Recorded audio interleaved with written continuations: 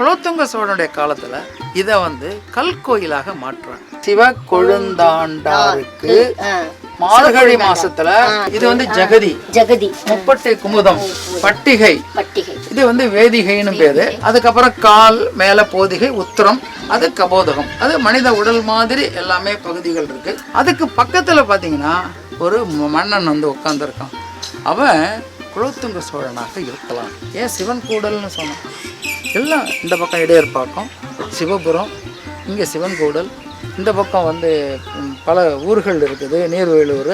So எல்லா பகுதிகளும் பார்த்தா எல்லாம் சிவன் கோயில்கள் கூடுகின்ற இடமாக இருப்பதனால இதை என்ன பண்ணாங்கன்னா சிவன் கூடல் அப்படின்னு.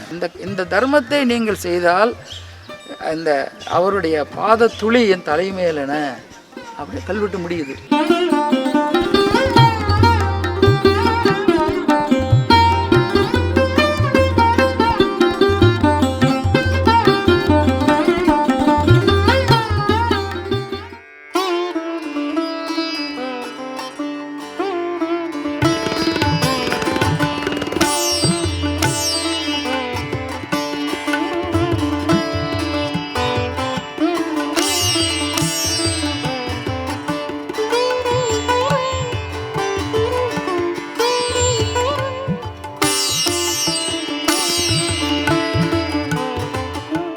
மண்மரபு நேயர்கள் அனைவருக்கும் வணக்கம். என் பேர் வசந்தி. நான் இப்போ எங்கே இருக்கோம் அப்படின்னா சிவன் கூடல் அப்படிங்கிற ஒரு ஊரில் இருக்கோம். பேரே பாருங்க, சிவன் கூடல் அப்படிங்கன்னு இருக்கு. சிவன் அடியார்கள் கூடுகின்ற ஒரு இடமாக இது இருந்திருக்கு.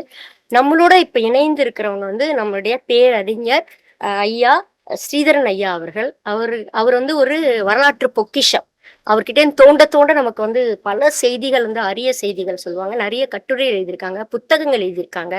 எங்க துறையில அகழாய்வுகளை பல அகழாய்வுகளை கங்கை கொண்ட சோழபுரம் போன்ற பல அகழாய்வுகளை பங்கேற்றவங்க. கங்கை கொண்ட சோழபுரம் அகழாய்வு ஐயாவுடைய தலைமையிலே தான் மிகவும் சிறப்பாக, நாகசாமி சார் இருந்தபோது மிகவும் சிறப்பாக நடைபெற்றது.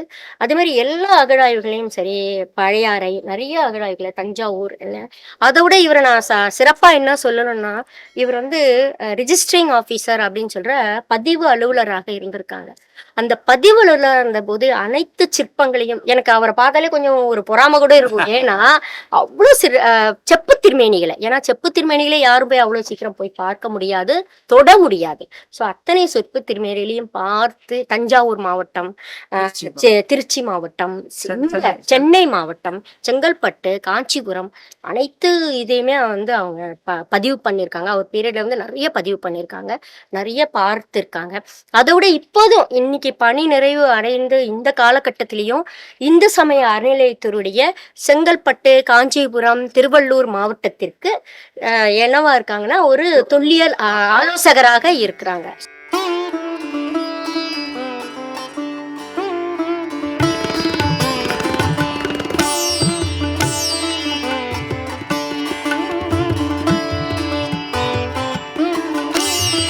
மண்மரபு நேயர்களுக்கு வணக்கம். நான் ஸ்ரீதரன். தமிழ்நாடு அரசு தொல்லியல் துறையில் 32 ஆண்டுகள் பணியாற்றி ஓய்வு பெற்றவன். இப்பொழுது வரலாற்று சிறப்புமிக்க கோயில்களை பார்க்க இருக்கின்றோம். முதலில் நாம் காண்பது சிவன் கூடல் என்று நம்முடைய ஸ்ரீபெரும்புதூர் என்ற பகுதியிலே அமைந்திருக்கின்றது. அதை நாம் பார்த்து கொண்டிருக்கின்றோம்.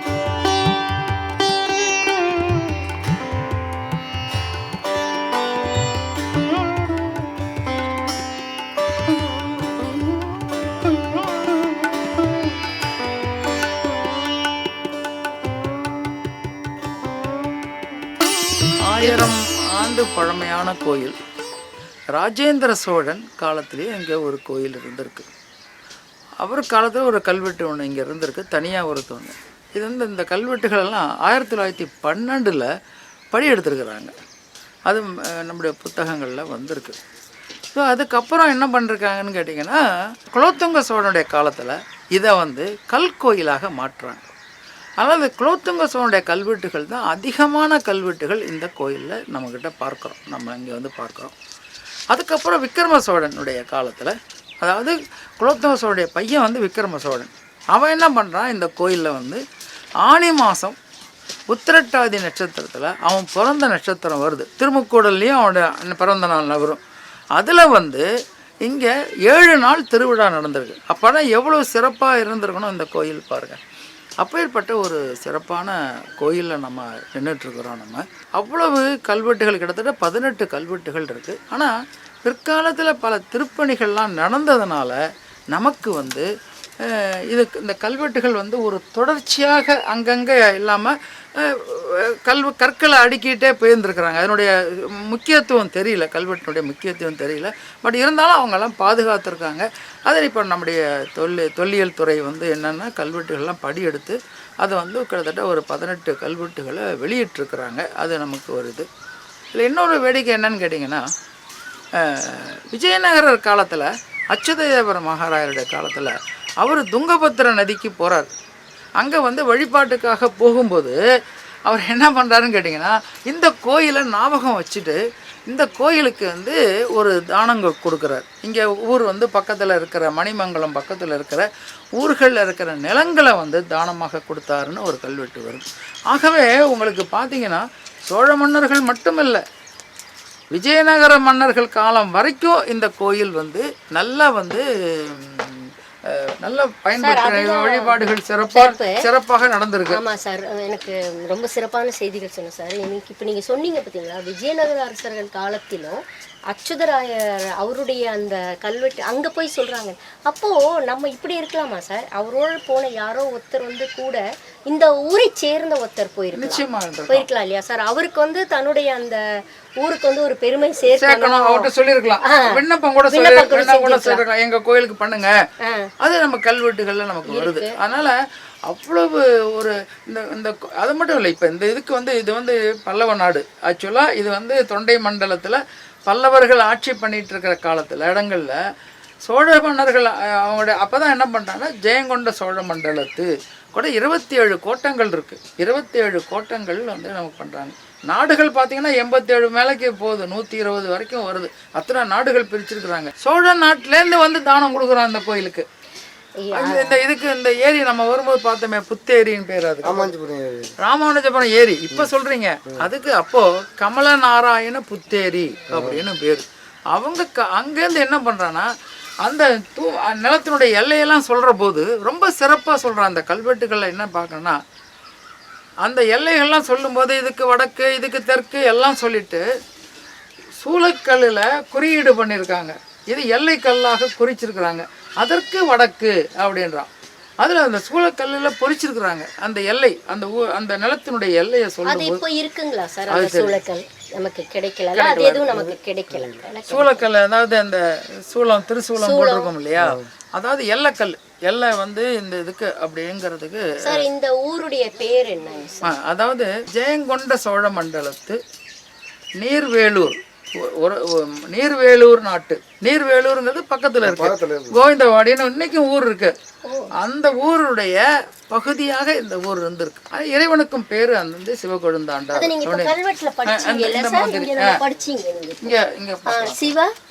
ஸ்ரீ இந்த குலோத்துங்க சோழ தேவர்க்கு ஆண்டு 12வது அப்படின்னு சொல்லிட்டு தேவர், இந்த பாருங்க தேவர், அதாவது அந்த இறைவனுடைய பேர் சொல்றாங்க. சிவ கொழுந்தாண்டாருக்கு மார்கழி மாசத்துல வந்து இது வந்து நெய்யாடுவதற்கு. ஏன்னா நம்ம திருவாதிரையில் வந்து செய்வோம் இல்லையா, மார்கழி திருவாதிரை வந்து ரொம்ப சிறப்பானது. அந்த மாதிரி வழிபாடுகள் செய்வதற்கு நெய் ஆடுதல், அதாவது அபிஷேகம் பண்றதுக்கு பால் தயிர் இதெல்லாம் பண்ணும்போது நெய்யில சிறப்பாக பண்றது ரொம்ப சிறப்பு. அதாவது அதுவும் மார்கழி மாசத்துல ஏன்னு கேட்டீங்கன்னா அப்போ குளிர்காலமா இருக்கும். அப்போ இந்த நெய்யை வந்து பண்ணும்போது இறைவனுக்கு அந்த ஹீட்டு ஒன்று கிடைக்கும். அதுக்காக நெய் அபிஷேகம். அங்கே சில நேரங்களில் பார்த்தீங்கன்னா பால் ஆவின் 5 ஆறும் அப்படின்னுவான். அதில் அந்த கோமேயம் அது இது எல்லாமே 5 ஆட்டுகந்தானை அப்படின்னு தேவாரத்துலேயும் பாடல் வருது. சார் நம்ம இப்போ கோயிலேருந்து இப்படி வர்றோம் இல்லையா சார், நம்ம வலம் வரும்போது இடப்பகுதியில் என்ன சார் இவ்வளோ அருமையான ஒரு இதை விட சிவபுரத்தில் இன்னும் நல்லா இருக்கும். இது வந்து கிட்டத்தட்ட குலோத்துங்க சோழனால் கற்றளியாக மாற்றப்படுகிறது. குலோத்துங்க சோழ கல்வெட்டு தான் அதிகமாக இந்த கோயிலில் இருக்குது. அவங்க காலத்தில், அதாவது சோழ மன்னர்கள் அங்கேருந்து வந்தால் கூட இந்த பல்லவர்களுடைய ட்ரெடிஷனை விடாமல் அவங்க பண்ணியிருக்காங்க. அது ரொம்ப முக்கியம். அது தவிர தேவக்கோட்டத்தில் 5 தேவக்கோட்டங்கள் இருக்கும். விநாயகர், தட்சிணாமூர்த்தி, லிங்கோத்பவர், பிரம்மா, துர்கை. ஸோ அதே மெத்தடை இவங்க ஃபாலோ பண்ணி எப்படி வந்து சோழ நாட்டினுடைய கலையை பண்ணணும் அப்படின்னு சொல்கிற மாதிரி இதில் பாருங்க, இந்த கல்வெட்டுகள் எல்லா இடத்துலையும் இருக்கு. அந்த கீழே வந்து உபானம், இது வந்து ஜெகதி, முப்பட்டை குமுதம், பட்டிகை, இது வந்து வேதிகைன்னு பேரு. அதுக்கப்புறம் கால் மேல போதிகை, உத்திரம், அது கபோதகம், அது மனித உடல் மாதிரி எல்லாமே பகுதிகள் இருக்கு. இதுல வந்து முதல்ல நமக்கு வந்து வர்றது விநாயகர் பெருமான் வந்து வராரு. அதுல வந்து ரொம்ப ஒரு அற்புதம் என்னன்னு கேட்டீங்கன்னா, அந்த அங்குசம் பாசம் 2 கையில இருக்கு. அந்த கரண்ட மகுடம், அந்த நெற்றியில பாருங்க, அந்த நெற்றி சுட்டியோட இருக்கிற ஒரு அமைப்போட இருக்கிறது. அந்த காலை குத்திட்டு வைக்கிறாரு. அந்த தந்தத்தை உடைச்சதோடைய பகுதி இந்த மகாபாரதம் எழுதுறதாக கூறுறாங்க இல்லையா, அதுக்கு அந்த மாதிரி இருக்கு. இதுல ரொம்ப என்னன்னு கேட்டீங்கன்னா, இது என்ன சார் இருக்கும்? நாங்க லட்டுன்னு பேசணும் சார். பழம் தான், இல்ல லட்டு, மாதுளம்பழம் இருக்கும். பொதுவாக லட்டும் இருக்கும். லட்டு வந்து பிற்காலத்துல லட்டு வந்து வருது. முதல்ல பழங்கள் வந்து, ஏன்னா அவருக்கு ரொம்ப பிடிச்சது வந்து பழங்கள் தான் பிடிக்கும் விநாயகருக்கு. அதனால அந்த மாதிரி இருக்கு. இந்த பக்கம் 2 சாமரம் இருக்குது. இது வந்து இந்த முற்கால கோயில்களில் பார்த்தீங்கன்னா, இந்த குலோத்துங்கனுடைய காலத்து வரைக்கும் பார்த்தீங்கன்னா இந்த சாமரங்கள் பண்ணுறது, அதாவது ஒரு ராயல் ஃபிகர் இருந்தாங்கன்னா அதுக்கு சாமரங்கள் வீசுவதற்காக இருக்கும். அந்த சாமரம் இருக்குது. மேலே ஒரு சின்ன கொடை. இதில் ரொம்ப என்னன்னு கேட்டிங்கன்னா, தேவக்கோட்டத்தினுடைய மேலே இதுக்கு பேர் மகர தோரணம்னு பேர். இந்த மகர தோரணத்தில் இங்கே பாருங்கள், கஜலட்சுமியோட வடிவம். 2 பக்கம் யானை இருந்து மகாலட்சுமி வந்து தாமரையோடு இருக்கிற கோலம். அப்படிப்பட்ட ஒரு அமைப்போட இந்த கோயிலில் அவ்வளோ அழகாக செய்திருக்கு. அழகா இருக்கு. ஆனால் எந்த விதமான மாற்றமும் இல்லை, நல்லா அழகாக இருக்கு. எந்த சிற்பங்கள், எந்த சிதைவும் இல்லை, இதுவும் இல்லை. சூப்பர் சார், ரொம்ப அருமையா இருக்குங்க சார். அந்த பிள்ளையாரை பார்க்கும்போதே வந்து ஒரு உணர்வு பூர்வமா இருக்கு. இது வந்து ஆலமர் செல்வன்னு பேரு. ஆலமர் செல்வன்னு பேரு. இதுல தட்சிணாமூர்த்தி பாருங்க, ஆலமரத்தினுடைய கீழே உட்கார்ந்துட்டு இருக்காரு. அந்த ஆலமரத்துல இங்க பாருங்க, இந்த இதெல்லாம் கூகைன்னு சொல்லுவாங்க இல்லையா, ஆந்தை அங்க உட்காந்துருக்கு. மேல ரெண்டு உட்காந்துருக்கு. அதுல ஒரு பொந்துல பாத்தீங்கன்னா இன்னொரு ஆந்தை இருக்கு. இங்கே ஒரு பை மாதிரி தொங்குது இல்லை, அதுக்கு பேர் பொக்கணம்னு பேர். விபூதி பை. இப்போ நீங்கள் வச்சுருக்கல, கையில் மாட்டிக்கிறீங்க, அது மாதிரி அவர் என்ன பண்ணுறாரு, வரவங்களுக்கு விபூதி கொடுக்கணும் இல்லையா, அதுக்கு பேர் பொக்கணம்னு பேர். பொக்கணமுடையார் கோயில்னே ஒரு கோயில் வந்து நம்ம விழுப்புரம் பக்கத்தில் இருக்குது. இங்கே மேலே கிளிகள் இருக்குது, எல்லாம் உட்காந்துருக்கு. தெரியுமா, தட்சிணாமூர்த்தி வந்து தென்முக கடவுள், அதாவது டீச்சர் ஆஃப் டீச்சர்ஸ். எல்லாருக்கும், டீச்சர்ஸுக்கு மேலே எல்லாருக்குமே. அவருடைய முகத்தில் பாருங்கள், கொஞ்சம் சிதை விட்டால் கூட அந்த முகத்தில் அந்த புன்முறிவல் அப்படி இருக்குது. நெற்றி கண் அது இருக்குது. இங்கே வந்து அந்த முண்ட மாலை அப்படியே பண்ணுறது. இந்த கையில் வந்து ஜடாபாரம்னு பேர். இந்த ஜடையனுடைய அமைப்பு, அந்த சடைகள்லாம் இருக்குது இல்லைங்களா, அது. இது வந்து இது வந்து உருத்ராட்ச மாலை போட்டிருக்கிறாரு. இதுக்கு பேர் பாகு வளையம்னு பேர். இங்கே பெண் பகுதியாக இருக்கிறதுனால இந்த பத்திர குண்டலத்தோட இருக்கிறாரு. இங்கே இது வந்து ஒரு காலம் அடித்து வீராசனத்தில் இருக்காரு.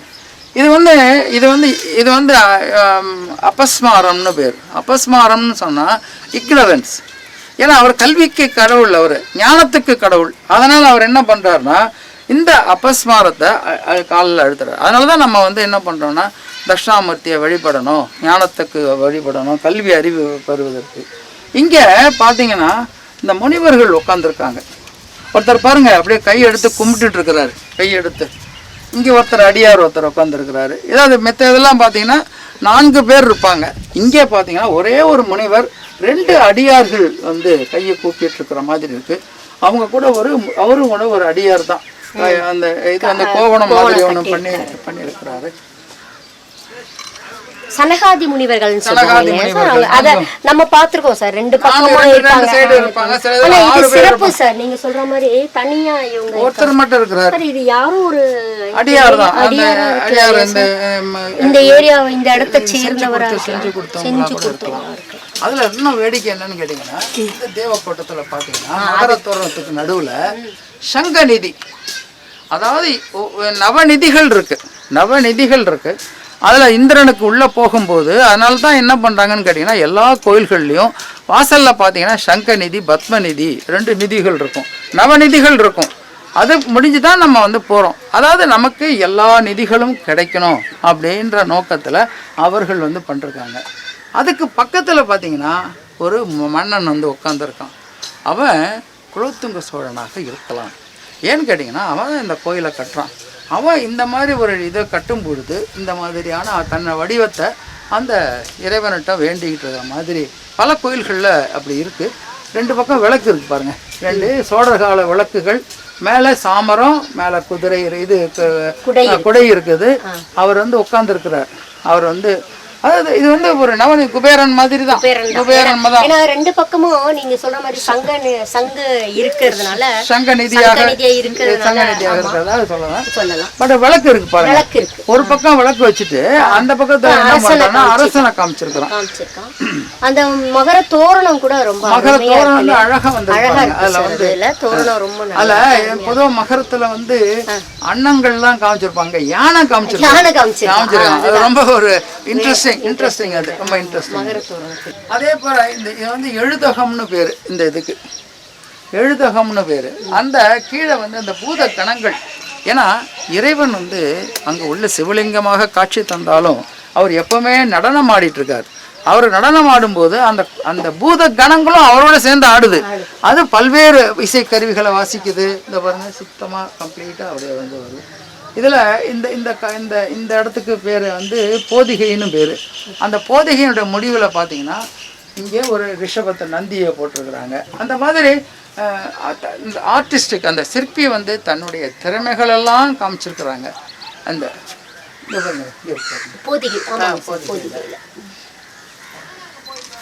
இல்லை சார், ஒரு சின்ன கோயிலாக இருந்தால் கூட அதில் வந்து ரொம்ப சிறப்பாக, அதுவும் சார் ஊருக்குள்ள.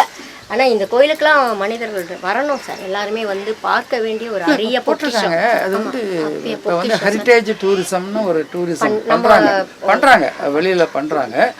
இல்லை சார், டூரிசம் டிபார்ட்மெண்ட் பண்ணால் நல்லா இருக்கும் சார். ஏன்னா தொல்லியல் தடயங்கள் இந்த மாதிரி பண்ணுறாங்க. அவங்க வந்து பேரங்கியூர்லாம் போர்டே போட்டிருக்காங்க. ஆனால் அங்கே மக்கள் வந்து பார்க்குற மாதிரி வந்தாங்கன்னா நிச்சயமாக அவங்க வந்து செய்வாங்க.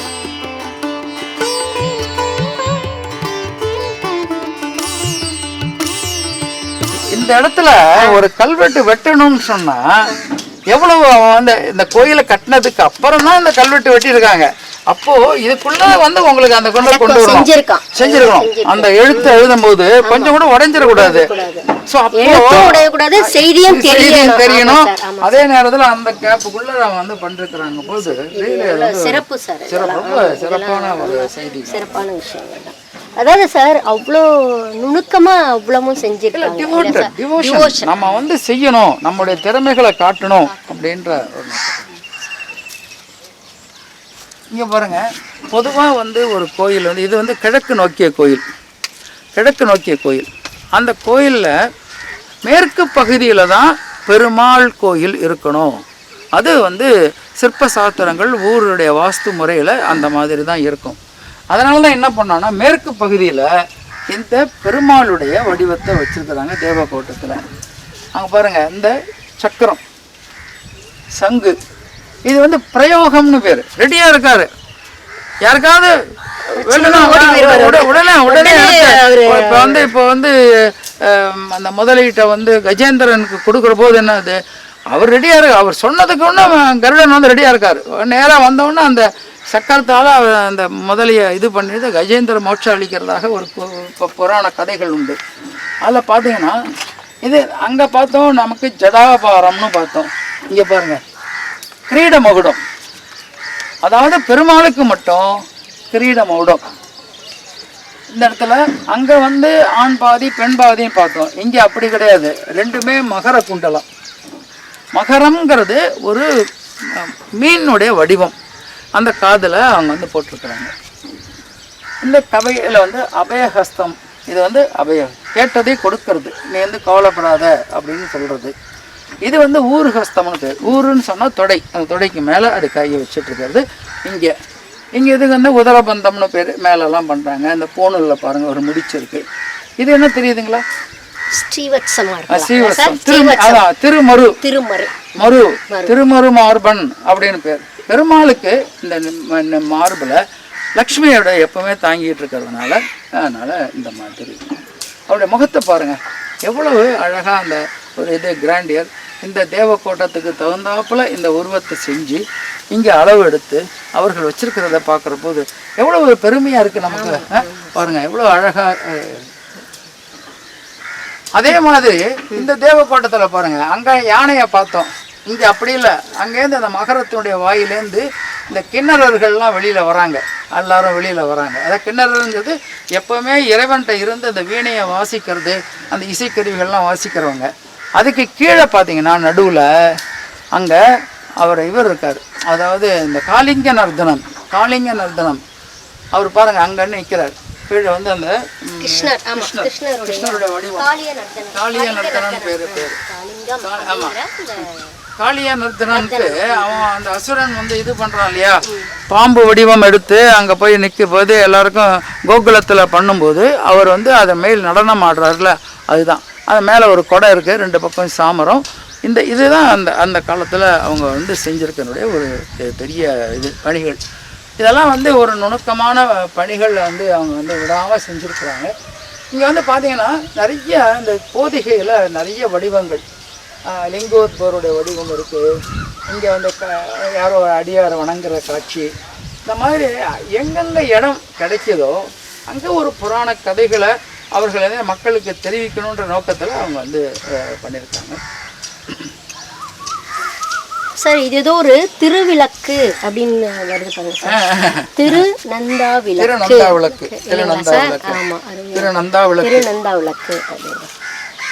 இது எழுத்துலாம் நல்லா படிக்கலாங்க. அது குலோத்துங்கா பீரியடு கொஞ்சம் மோஸ்ட்லி படிக்கலாம் இல்லையா சார்? அதாவது நந்தா விளக்குங்கிறது எப்பவுமே எரிஞ்சுக்கிட்டு இருக்கும். அணையா விளக்கு. இப்போ சந்தி விளக்குனா காலை சந்தியில் இருக்கலாம், இல்லை வந்து மத்தியானத்தில் இருக்கலாம், இல்லை சாலை சந்தியில் இருக்கலாம். அந்த சந்திங்கிறது அந்த வேலைக்கு மட்டும். இது நொந்தா விளக்கு அப்படி நொந்தா விளக்குன்னு சொல்லுவாங்க. நொந்தா விளக்குன்னு சொன்னோம்னா எப்பவுமே எரிஞ்சிட்டு இருக்கும் கோயிலில். அதுக்கு நிலம் கொடுக்குறாங்க இல்லையா, அதுக்கு நந்தா விளக்கு பட்டி அப்படின்னு பேர், நிலம் கொடுத்தது. அதுக்கு ஆடு கூட கொடுப்பாங்க நிறைய ஆடுகள், 96 ஆடு, சாவாமுவா பேராடு, கிட்டத்தட்ட 200 ஆடுகள் கொடுத்துருக்காங்க. 200 ஆடா சார்? ஆமா. அதுலேருந்து வர அவங்களுக்கு மன்றாடிகள்னு பேரு, அதாவது சங்கரப்பாடியார்னு பேர். இங்கே தொண்டை மண்டலத்தில் சங்கரப்பாடியார்னு சொல்லுவாங்க. அவங்க என்ன பண்ணுவாங்கன்னா, இது சாவா மூவா பேராடு அப்படின்னா அது இறந்தும் போகக்கூடாது, இந்த இது வளர்ந்துக்கிட்டே இருக்கணும். அதனால் அதுக்கு ஆண் ஆடுகளும் கொடுப்பாங்க, அந்த இதுவும் கொடுப்பாங்க. அது வளர்ந்துக்கிட்டே இருக்கும், அப்படியே வளர்ந்துக்கிட்டே இருக்கும். அவங்க என்ன சொல்கிறாங்கன்னா, கோயிலில் நாங்கள் இந்த கோயிலில் நிலம் அளக்குறோம், நெய் அளக்குறோம், நாள்தோறும் விளக்குக்காக. அதுக்கும் தனி. ஸோ அவங்களுக்கு எம்ப்ளாய்மெண்ட்டும் கிடச்சி போகுது, கோயிலுக்கு விளக்கு நெய்யும் கிடைச்சி போகுது. அவங்களுக்கு வந்து ஆடு மாடுகளை மேய்ச்சி அந்த காலத்தில் அந்த மாதிரி கிராமங்களில் அந்த செட்டப் வந்து பண்ணியிருக்கிறது ரொம்ப ஒரு முக்கியமான நிர்வாக சோழர் காலத்திய எடுத்துக்காட்டா இருக்கு இல்லைங்களா சார்? சோழர்கள் இல்லை சார், இது வந்து பல்லவர்கள் நம்ம சங்க காலத்திலேயே ஒரு தொடர்ச்சியாக கூட தொடர்ச்சி. நிச்சயம். வடக்கில் வந்து தேவக்கோட்டத்தில் பிரம்மா இருப்பார். அதில் வந்து அச்சமாலை, கமண்டலம், 4 தலைகளோடு இருக்கிற பிரம்மாவோட வடிவம். இதையும் அதே மாதிரி அபயஹஸ்தம், இந்த தொடையில் வச்சுருக்க இந்த ஊருஹஸ்தம் வச்சுருக்கிறாரு. இதுக்கு மேலே மகர தோரணத்தில் பார்த்தீங்கன்னா, இதில் பார்த்தீங்கன்னா எல்லாம் அன்னம் வரும். அன்னமும் கிளியும் கிளியும் வருது. அங்க நம்ம யானை பார்த்தோம், அதுக்கப்புறம் கிண்ணறர்கள் பார்த்தோம். இங்க வந்து பாத்தீங்கன்னா அன்னமும் கிளியும் மாறி மாறி வருது பாருங்க. அவரோட வாயிலேருந்து மகரத்திலேருந்து வருது. இங்க இருக்கிறவர் பத்மநிதி. பத்மநிதி அதாவது இந்த கோயிலில் வந்து வழிபடும் போது அதான் 2 நிதிகள் சொன்னேன் இல்லையா. கோயிலில் என்ட்ரன்ஸ் நுழையும் போது இந்த பக்கம் பார்த்தீங்கன்னா சங்க நிதியும் பத்ம நிதியும் இருக்கும். எல்லா நிதிகளும் நீங்கள் பெற்று தான் இந்த கோயிலுக்கு வரீங்க, உங்களுக்கு வாய்ப்புகள் இருக்குது அப்படிங்கிற, உங்களுக்கு இறைவனுடைய அருள் கிடைக்கும் அப்படின்ற நோக்கத்தில் இது மாதிரி அவங்க வந்து பண்ணியிருக்கிறாங்க. இது வந்து ரொம்ப ஒரு சங்க நிதி பத்ம நிதி இது வந்து இந்த கோயிலுடைய ஒரு சிறப்பு பகுதி. அதே மாதிரி இதுக்கு பேர் கோமுகம்னு பேர். இந்த இந்த இந்த இதுக்கு இறைவனுடைய தீர்த்தங்கள் அபிஷேகம் ஆகுது இல்லைங்களா, அது வெளியில் வர்றதுக்காக இதுக்கு பண்ணுறது. இதுக்கு பேர் சித்திரநாளம்னு பேர்.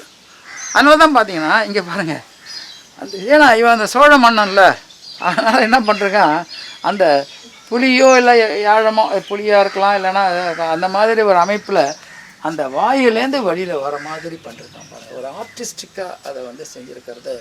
ஸோ அதுக்கு கூட ஒரு வேலைப்பாடு ஆமாங்க சார். நீங்க சொல்ற மாதிரி நிறைய இடத்துல அந்த மாடுடைய உருவம் மாதிரி நிறைய இதை பத்தியே ஒரு ஆய்வே செய்யலாம் சார். எழுதிருக்கீங்க சார், அதை கொடுங்க சார். இப்போ இது பாருங்க, இது மாதிரி மகர தோரணங்கள் எல்லாத்தையுமே வந்து நம்ம தனித்தனியா பண்ணணும் ஆய்வுக்கு இல்ல சார். இப்போ இந்த மாணவர்கள்லாம் இதை பத்தி எடுக்கிறாங்க. இந்த மாதிரி ஒரு ஆய்வுகள்ல வந்து பாக்குறாங்க, கல்வெட்டு எடுக்கிறாங்க, புத்தகத்தை இது பண்றாங்க இல்லைங்களா சார். அது வந்து வடக்கு தேவக்கோட்டம் துர்க்கை அங்கே பார்த்தோம் இல்லையா, அந்த பிரயோக சக்கரத்தோடயே இருக்குது.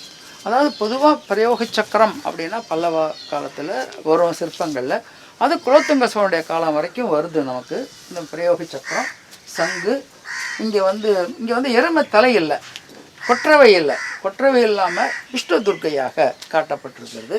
இதில் வந்து இந்த இந்த அம்மாளுடைய பாருங்கள், ஸ்ட்ரைட்டாக வந்து இப்படி வருது. அது பேர் திருபங்கம்னு பேர். இப்போ நம்ம நேராக நிற்கிறோம், இப்படி கொஞ்சம் இது பண்ணால் அது திருபங்கம்னு பேர். அது பெண்களுக்கு அந்த மாதிரி தான் காணும். இப்படி இப்படி இப்படி அந்த காலை பாருங்க, காலை ஒரு ஆள் என்னாங்கன்னா இப்படி திருப்பங்க என்ன காலை முன்னாடி வந்துரும். நாங்க பெண்கள் அப்படிதான் சார் நிப்போம். எங்களால நேரடியா நிக்க முடியாது. அந்த கால் வருது இல்ல, ஒரு இது உடைச்சுதான் நிப்போம். அந்த கால் பாருங்க, அந்த அந்த எப்படி வந்து இருக்கும், நேச்சுரலா எப்படி இருக்கும், இயற்கையா அமைஞ்சிருக்குமோ அதை வந்து பண்றாங்க. அந்த முகத்தினுடைய அதுக்கு பேர் கரண்ட மகுடம். அங்க நான் சொன்னேன் கிரீட மகுடம்னு சொன்னேன். இது கரண்ட மகுடம்னா வரிசையா அப்படியே இருக்கும். எப்படி நம்ம இந்த ஐஸ்கிரீம் கோன் இருக்கு இல்லையா, அது மாதிரி. இதில் வந்து மேலே அந்த அம்பாளுடைய முகம் பாருங்கள், அந்த குமிழ் சிரிப்பு. இங்கேயும் பார்த்தீங்கன்னா மகர குண்டலங்கள். மேலே வந்து பார்த்தீங்கன்னா யானையுடைய வடிவம். அந்த மகர தோரணத்தில் யானையோட வடிவத்தை போட்டுக்கிறாங்க சார். இந்த பெண் தெய்வங்களுக்கு எல்லாருக்குமே நான் நிறைய பார்த்துருக்கேன் சார், மார்பு கவசம் வந்து இருக்காது. இங்கே நம்ம பார்க்குறோம், அது துர்க்கைக்கு இருக்கும். அதுதான். ஏன்னா அப்போ வந்து சண்டைக்கு போகிறவங்க இருக்கும். இப்போ நீங்கள் பார்த்தீங்கன்னா வள்ளி தெய்வானையில் பார்த்தீங்கன்னா எப்படி ஐடென்டிஃபை பண்ணுறதுன்னா, வள்ளிக்கு அந்த மார்பில் இது இருக்காது, கச்சம் இருக்காது. தெய்வானைக்கு இருக்கும். அது தேவலோகத்து பெண்ணாக இருக்கிறதுனால அந்த மாதிரி இருக்கும். இவ வந்து சாதாரண இதில் இருக்கிறதுனால, இவர் குறத்தியாக இருந்து கல்யாணம் பண்ணிட்டதுனால அதான் நம்ம ஐடென்டிஃபை பண்ணுறதுக்கு. பொதுவாக ஒரு சண்டைக்கு போகிறவங்கலாம் இருந்தாங்கன்னா அதான் மார்பணி இருந்து. ஆமா சார். இப்போ வீர சங்கிலியும் துர்க்கைக்கு இருக்கும்னு சொல்லுவாங்க. இங்க நமக்கு இருக்கு வீர சங்கிலி இல்ல. சில இடங்கள்ல இருக்கும். அது இப்படி வரும் நடுவுல இப்படி வந்து அது வந்து அந்த யானை அந்த எருமை தலை மேல நின்றாயானால் அந்த மாதிரி வரும். இங்க எருமை தலை இல்ல. எருமை இருந்துன்னா மகிஷனா கொண்டுறாங்க, கொண்டுட்டு அவங்க வந்து மர்தினியாக இருக்கிறது. இங்க அப்படி இல்ல, அது கொற்றவை. இப்போ நம்ம மாமல்லபுரத்தில் அந்த மாதிரி நீங்கள் பார்க்கலாம். சங்கிலி, வீர சங்கிலியோடு இருக்கிறது, வேகமாக இருக்கும், அந்த முகத்தில் இருக்கும். 2 பேர் பக்கத்தில் 2 பேர் வந்து நவகண்டம் தன்னை கழுத்தை அறுத்து கொடுக்கறதையும் பார்க்கலாம் சார். இப்போ வீர சங்கிலி வேற யாருக்கெல்லாம் இருக்கும்? முருகனுக்கு இருக்கு, ஞானசம்பந்தம் இருக்கு, கிருஷ்ணனுக்கு இருக்கு சார். ஞானசம்பந்தருக்கு ஏன் சார் இருக்கும்? அது வீர சங்கிலி அவர் முருகனுடைய அம்சம், முருகனுடைய அம்சம். அதனால அவருக்கு அந்த மாதிரி கொடுத்துருக்குறாங்க. அது மாதிரி அதாவது பல்வேறு கதைகள் இன்டர்லிங்க்டு. இதில் வந்து இல்ல நான் எதுக்காக நீங்க சொல்லுங்க சார். முருகனுடைய அம்சம்ங்கிறது பல பேருக்கு தெரியாது. தெரியும், அதுதான். இப்போ நீங்க இவர் இருக்காருன்னு வச்சுக்கோங்க, அது பேர் என்ன, ஆழ்வார்கள்ல வந்து வேல் வச்சுட்டு இருப்பார். யார் திருமங்கை ஆழ்வார் வேல் வச்சிருப்பார். அரசர். ஏன்னா அவர் கொள்ள அடிக்கிறது. அவர் கள்ளருடைய சமுதாயத்தை சேர்ந்தவங்க. அதனால அவங்க என்ன பண்ணாங்கன்னா கையில வந்து வேல் வச்சிருப்பாங்க. அதனால தான் சிதம்பரத்தில் அவருக்கு 2 பேருக்கு ஞான சம்பந்தம் இருக்கும், அவருக்கு போட்டி வரும். அவர் ப்ரெசன்ட் பண்ணிட்டு போயிடுவார் அந்த வேல். அதனால தான் பார்த்தீங்கன்னா வேலை எந்த ஆழ்வார்களுக்கும் வேல் இருக்காது, அவருக்கு மட்டும் வேல். ஸோ இந்த மாதிரி கொஞ்சம் ஒரு ஸ்கல்ப்சரை நம்ம வந்து ஐடென்டிஃபை பண்ணணும்னு சொன்னோம்னா நமக்கு கொஞ்சம் புராண கதைகள், பெரிய புராணத்துலேருந்து சில செய்திகள், அப்புறம் ஆழ்வார்கள் யார், நாயன்மார்கள், இதெல்லாம் நம்ம வந்து தெரிஞ்சுக்கிட்டா தான் நம்ம இதை ஐடென்டிஃபை பண்ணுறதுக்கு ரொம்ப. இல்லை சார், இப்போது நீங்கள் ஏன் உங்களை அப்படி கேட்டதுன்னா, ஏன்னா நீங்கள் இது சொல்லும் போது இளம் மண்மரபை சேர்ந்த இளம் ஆய்வாளர்களுக்கு ஒரு சிலையை பார்க்கும்போது வீரசங்கிலி இருந்தா ஐயா சொல்லியிருக்காங்க அப்படிங்கிறத உங்களுக்கு தெரியணும். வீரசங்கிலி இருக்கு, அதுக்குதான் உங்களை வந்து இங்க பாருங்க, ஸ்ரீ பண்டாரம் ட்ரெஷரி. அந்த காலத்துல ட்ரெஷரி கருவூலமாக இருந்திருக்கு. அது பண்டாரிகள்னு சொல்லுவாங்க. பண்டாரத்துல இருந்து வந்து இது பண்ணிருக்கான். பாருங்க, இங்க கூட கல்வெட்டு விட்டுருக்காங்க. அந்த இத கூட பத்ம அந்த இத கூட விடல, மூத படைய கூட எவ்வளவு அழகா வச்சிருக்கிறாங்க. இது வந்து எவ்வளவு பொறுமையாக செய்திருக்கணும், அவங்க எத்தனை நாள் எடுத்திருக்கணும்.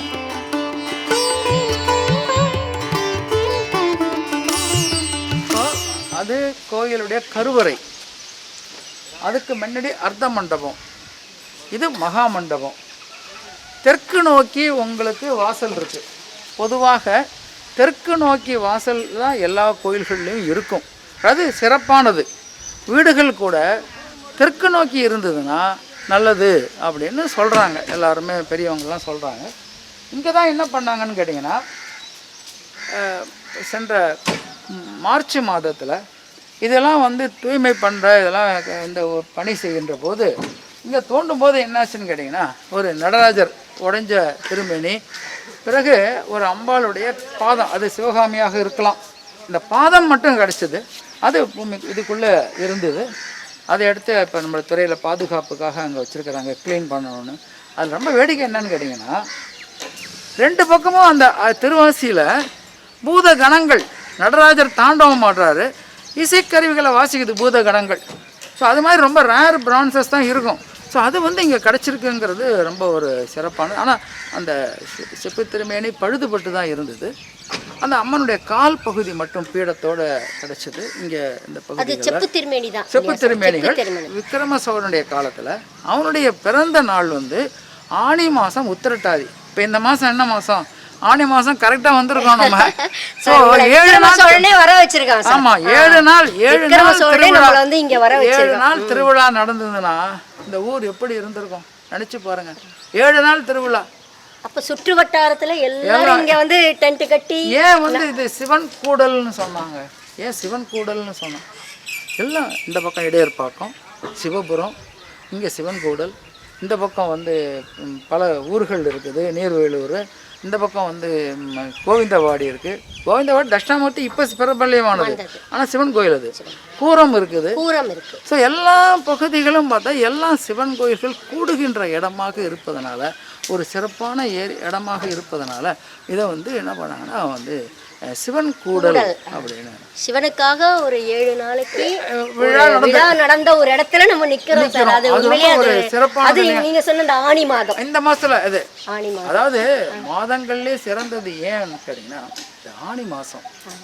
ஆனி மாசத்துல தான் ஜேஷ்ட மாதம்னு சொல்லுவாங்க. மூத்த ஜேஷ்டைன்னு நம்ம சொல்றோம்ல, மூத்தோளுங்கிறது தான் ஜேஷ்டை. அதில் வந்து இப்போ வந்து கல்யாண பத்திரிகைலாம் என்ன பண்ணுவாங்க, ஜேஷ்டகுமாரனுக்கு அப்படின்னு போடுவாங்க. ஜேஷ்டகுமாரனா முதல், அதனால இது வந்து முதல் மாதம் சார். ஜேஷ்டகுமாரத்தையும் உண்டு சார்.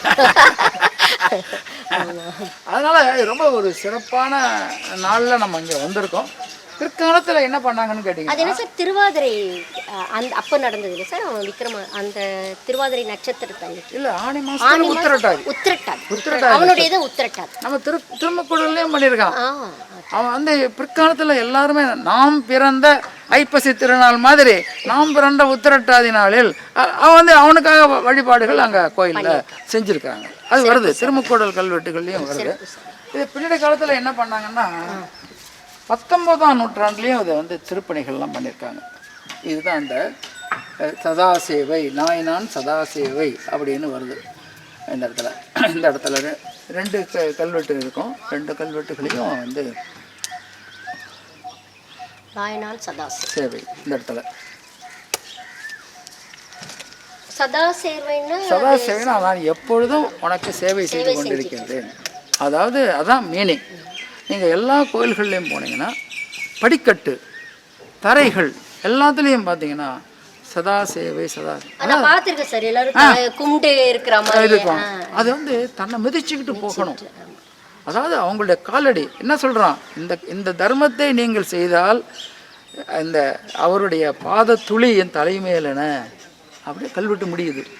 இதை நீ செஞ்சினா, இதை பாதுகாத்தினா, இந்த தர்மத்தை இந்த நிலைநிறுத்தி செஞ்சு சந்திராதித்த வரைக்கும், சந்திரன் சூரியன் இருக்கிற வரைக்கும் நீ செஞ்சினா, அந்த பாத துளிகளில் இருக்கிற அந்த தூள் இருக்கு பாருங்க என் தலை மேலே இருக்கும் அப்படின்னு சொல்கிறான். அப்போது அந்த தர்மத்துக்கு அவங்க வந்து அவ்வளவு இம்பார்ட்டன்ஸ் கொடுத்துருக்குறாங்க.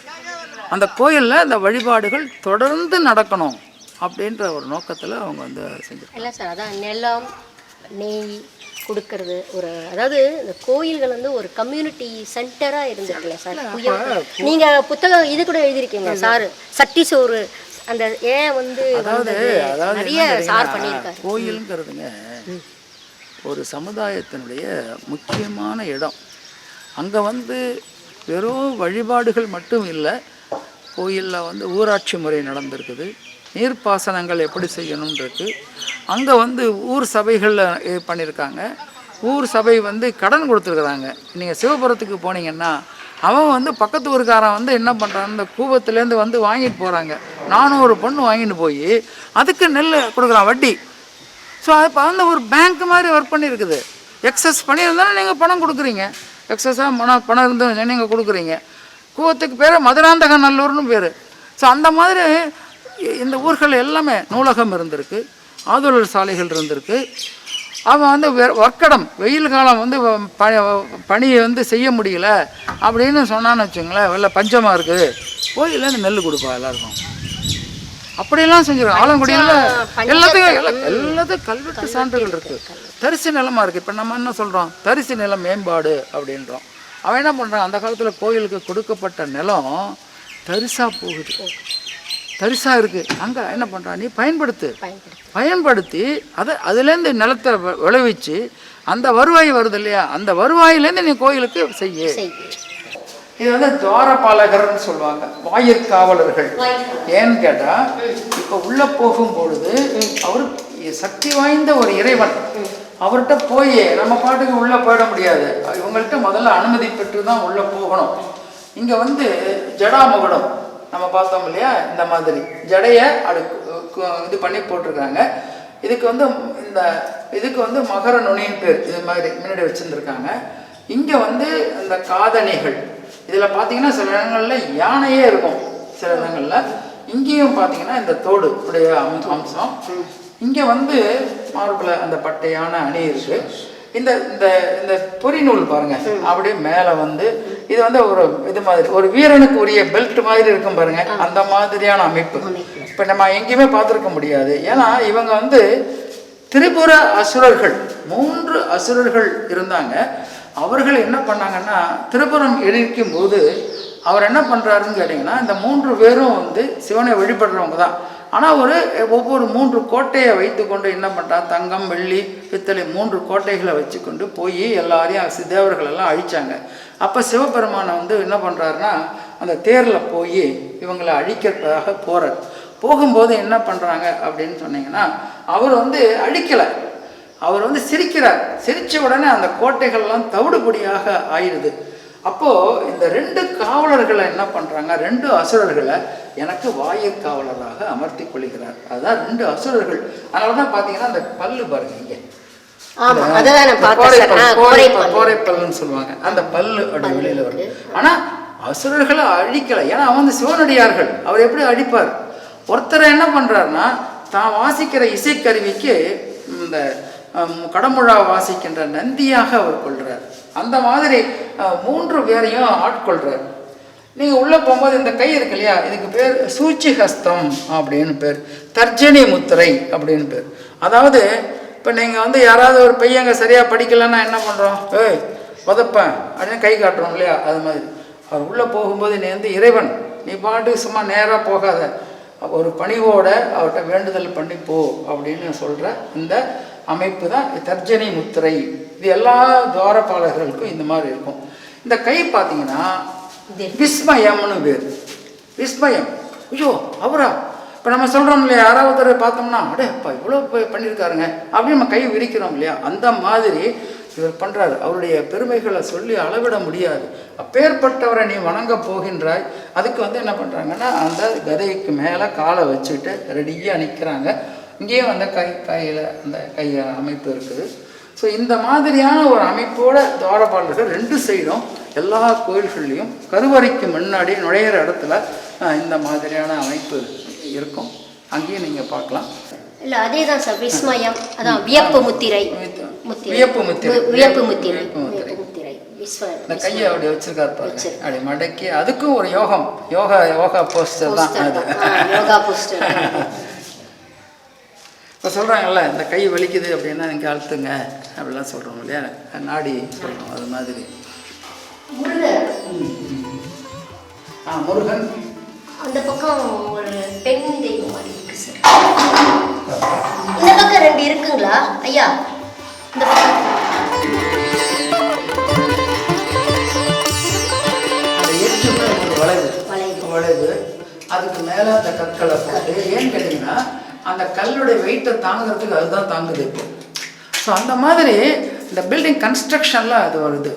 இங்கெல்லாம் வந்து மரக்கதவு இருந்திருக்கும், மரத்தில் போட்டிருப்பாங்க. அதனால தான் அந்த ஹோல் வச்சுருந்துருக்குறாங்க. மிகவும் சிறப்பாக இருக்கு. நல்லா. உங்கள் பேருங்க ஐயா? என் பேர் சேட்டு.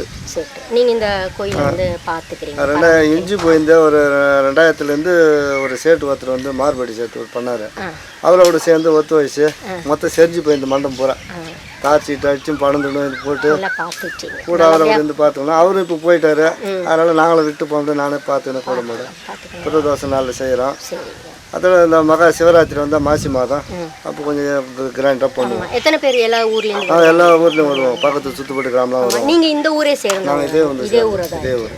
மிக ரொம்ப மகிழ்ச்சிங்க. ஏன்னா உங்களுடைய ஏதோ ஒரு பணி இருக்குது, இருந்தாலும் வந்து நமக்காக வந்து இருந்து எங்களுக்கு வந்து செய்திங்க.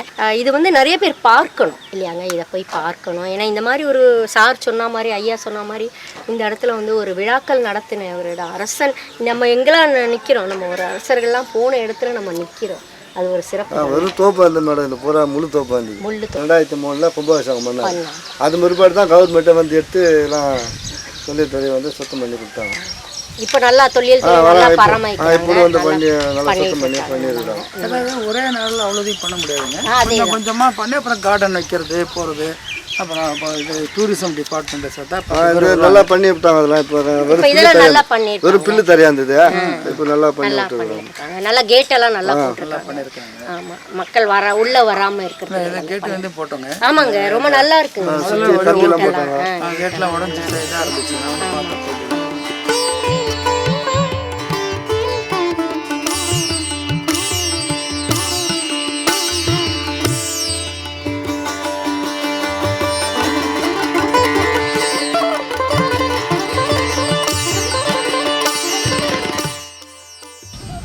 சிவன் கூடலில் அந்த ஊருக்கு வேளாண்மைக்கு பயன்படுகின்ற இந்த ஏரி வந்து கமலநாராயண புத்தேரி அப்படின்னு சொல்கிறாங்க. இந்த ஏரியிலேருந்து அந்த தூம்புக்கு கூட ஒரு பேர் சொல்கிறாங்க. அதாவது தண்ணி போகிற வழி இருக்குது பாருங்கள், இப்போ நம்ம நின்றுட்டுருக்குறோமே இதுதான் தண்ணி போகிறது. இது திறப்பாங்க, தண்ணி போகும், வேணும்னா திறந்து விட்டுப்பாங்க, அது அந்த வாய்க்கால் வழியாக போகும். இந்த வாய்க்காலுக்கு மேற்கு, வாய்க்காலுக்கு கிழக்கு அப்படி என்று இந்த நிலத்தினுடைய எல்லையெல்லாம் சொல்லும்போது சொல்கிறாங்க. அப்போது இந்த தூம்பன் வழியாக நீர் போடும் கால், நீர் போகும் கால் அப்படின்றான். ஸோ அவ்வளவு குறிப்பாக கோயில் நிலங்கள் எப்படி இருந்தது என்ற செய்திகளெல்லாம் நமக்கு கல்வெட்டுகள் மூலமாக தெரியுது. அந்த ஏரியை தான் இப்போ நம்ம பார்க்குறோம். கமலநாராயண புத்தேரி அப்படின்னு பேர் இதுக்கு. இது வந்து அந்த கல்வெட்டுகள்லேயே அந்த ஏரி பற்றி சொல்கிறாங்க. இப்போ தாமரை மலர்கள் வந்து அழகாக நமக்கு காய்ச்சிருக்கு. இது வந்து ஸ்லூயிஸ்ன்னு சொல்கிறது. இதை வந்து திறந்தோம்னா மேலே அந்த பலகை மேலே ஏறும், கட்டை மேலே ஏறும், தண்ணி வந்து வரும், நிலத்துக்கு போதும் அப்படின்னு அதை க்ளோஸ் பண்ணிட்டு இன்னைக்கு பாசனம் பண்ணுறாங்க. இருக்கு போதும் எடுங்க பார்த்து பார்த்து தண்ணி இருக்கு. அதான் அந்த ஷட்டர் மூடி இருக்கு. இப்போ தேவையில்லை. இப்போ நிலத்தில் வந்து பயிர் இப்போ தான் போட போகிறாங்க. சின்னதாக அந்த தண்ணி வேணுங்கும் போது திறந்துப்பாங்க, திறந்து இது வந்து இந்த ஒரு இது இருக்கு இல்லையா, கருங்கல்கள், அது படி இறங்குறதுக்கு உள்ள இறங்குறதுக்கு. ஆக்சுவலாக இது காங்கிரீட்ல பண்ணியிருக்காங்க. ஒரிஜினலாக வந்து கருங்கல்ல இருந்திருக்கும் சோழர் காலத்தில். அதுக்கு பேர் வந்து தூம்பு, குமிழின்னு பேர். ஏன் அதை குமிழின்னு சொன்னோம்னா, இந்த இந்த இந்த தண்ணி வந்து உள்ளே போகும்போது இந்த இந்த திறந்துடுறாங்க இல்லையா, தண்ணி குபுக் குபுக் குபுக்குன்னு அந்த குமிழிகள் வரும். அதனால் இதுக்கு குமிழி, தூம்பு. இது வந்து பொதுவாக வந்து ஏரியிலேருந்து தண்ணி போகிறதுக்கு ரெகுலேட்டர் அந்த காலத்தில் ஒரு ரெகுலேட்டராக வந்து சோழ காலத்தில் பண்ணியிருக்காங்க. நான் நினைக்கிறேன் ஐயா, நீங்கள் உங்களுடைய கால்படாத கோயில்களே இருக்காதுன்னு நினைக்கிறேன். ஏன்னா நிறைய திருப்பணிகளுக்கு நிறைய செய்கிறீங்க நீங்கள். வாய்ப்பு, அது இறைவன் கொடுத்த ஒரு வாய்ப்பு. அதே நேரத்தில் இந்த துறையில் நம்ம பணி செஞ்சதுனால பல பேர்கிட்டேருந்து கற்றுக்கிட்டதான், பல செய்திகளை வந்து அவங்கள்ட்டேருந்து கற்றுக்கிட்டதுனாலையும் இந்த துறையில் வந்து ஒரு 32 ஆண்டுகள் பண்ணும்போது பல நமக்கு வாய்ப்புகள் கிடைச்சிருக்கு, செய்திகள் கிடைச்சிருக்கு. இப்போ நீங்கள்லாம் வந்து இப்போ எங்களோட நீங்கள்லாம் பணி செஞ்சுருக்கீங்க. இவ்வளோலாம் செய்கிற போது எல்லோரும் இது ஒரு கூட்டு முயற்சி, ஒருத்தர் செய்ய முடியாது. எல்லாருடையும் இதுவும் பண்ணும்போது ஒவ்வொருத்தர்ட்டேருந்து கேட்டு விவரங்களை கேட்டு குறித்து வைத்து கொண்டு அதை நம்மளோட மனசில் பண்ணும்போது இப்போ நமக்கு பணி ஓய்வு வரும்போது அதனுடைய நம்ம எல்லாருக்கும் தெரிவிக்கணுன்ற ஒரு நோக்கத்தில் தான் நமக்கு வந்திருக்கோம். இந்த ஒரு வாய்ப்பு அளித்த மண் மரபுக்கு என்னுடைய முக்கியமான நன்றி. திருமதி வசந்தி அவர்களுக்கும் பத்மா அவர்களுக்கும் ரொம்ப நன்றி. எனக்கு வந்து ஏன்னு கேட்டிங்கன்னா, இது மாணவர்களுக்கு போய் சேரும். மணிவாசகம் அவர் அது கடைசியாக அவர் சொல்லணும். அவர் வந்து ரொம்ப ஒரு இன்ட்ரெஸ்டாக இதெல்லாம் வந்து பண்ணும்போது நிச்சயமாக இது வந்து நமக்கு நல்ல எதிர்காலத்தில் மாணவர்கள்ட்ட போய் சேரணும். பொதுமக்கள்கிட்ட போய் சேரும்போது ஒவ்வொரு கிராமத்துலேயும் ஒரு வரலாற்று பொக்கிஷங்கள் இருக்குது. அதனுடைய பின்னணியில் நிறைய செய்திகள் இருக்குது. அந்த ஊர் வெறும் வழிபாடு மட்டும் இல்லை, அந்த ஊருடைய மேன்மைக்கும் அந்த வேளாண்மைக்கும் அந்த நீர் மேலாண்மைக்கும் எல்லாத்துக்கும் ஒரு இருப்பிடமாக அந்த கோயில்கள்லாம் விளங்கியிருக்கு. அந்த கோயில்களை எல்லாம் பாதுகாக்கிறாங்க. அதில் வந்து தமிழ்நாடு அரசு தொல்லியல் துறை இந்த கோயிலை வந்து அதை வந்து பாதுகாத்து மிக சிறப்பாக நல்லா பாதுகாத்து வராங்க. நல்லா இப்பொழுது வந்து மேன்மேன் நிறைய பேர் வந்து பார்க்குறாங்க, ஆய்வாளர்கள்லாம். நன்றி. நான் இன்னி வரைக்கும் வந்து நம்ம பார்த்தது வந்து சிவன் கூடல்ல நம்ம இந்த கோயிலை பார்த்தோம். இது வந்து நம்ம ஸ்ரீபெரும்புதூர்லேருந்து எவ்வளோ ஒரு 10 கிலோமீட்டருக்குள்ளே தான் இருக்குது. ஸ்ரீபெரும்புதூர் வரவங்க கண்டிப்பாக நம்ம ராமானுஜர் அந்த கோயிலையும் பார்த்துட்டு இந்த கோயிலையும் வந்து பார்க்கணுன்றது எங்களுடைய எண்ணம். மண்மரபு நேயர்களுக்கு மிகவும் நன்றி. இதில் முக்கியமாக நான் நன்றி சொல்ல வேண்டியது எங்கள் ஸ்ரீதரன் ஐயா அவர்களுக்கும், இந்த கோயிலை நமக்கு வந்து காமிச்சு திரு சேட்டு அவர்களுக்கும் நாங்கள் நன்றியை வந்து இதோடு தெரிவித்துக் கொள்கிறோம். தமிழ்நாடு அரசு தொல்லியல் துறை இதை வந்து மிகவும் சிறப்பாக பாதுகாத்து வருகிறது. இப்போ கூட சொன்னாங்க, நிறைய போட்டு மிகவும் அழகாக அழகுபடுத்தியிருக்காங்க. நல்ல அருமையான கேட்டு, ஒரு பாதுகாப்பு வசதியோடு இருக்குது. அதனால் இது மிகவும் சிறப்பானது. நன்றி, வணக்கம்.